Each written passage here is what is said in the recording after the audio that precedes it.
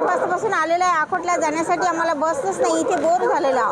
तर काय माहिती सांगितलंच नाही त्यांनी क्लिअरच नाही सांगितलं बस केव्हा मिळते. तर जॉबसाठी मी बरोबर 11 वाजता 10 वाजता बस पाहतो, तर बस आतापर्यंत मला मिळालेली नाही आहे. मग आता काय करणार आहे? जॉबवर कसं? आता जॉब म्हणजे आता जे बस लागेल ऑप्शन नाही आहे दुसरं आमच्याकडे जायला, सुपर बस घेत नाही. मी अर्धा 1 तास झाला आहे बसली आहे इथे. मला हॉस्पिटलमध्ये जायचं आहे, माझी पोस्टिंग आहे.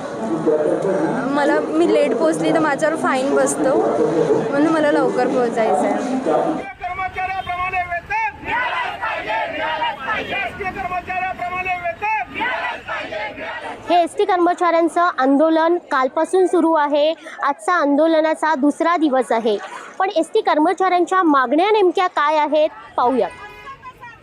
प्रवाशांनाही ताणून धरू नये. राज्य शासनाप्रमाणे आम्हाला वेतन दिलं पाहिजे. महाराष्ट्रभरात राज्यभरात सगळ्यांचे जेवढे वेतन आहे त्याहीपेक्षा खालच्या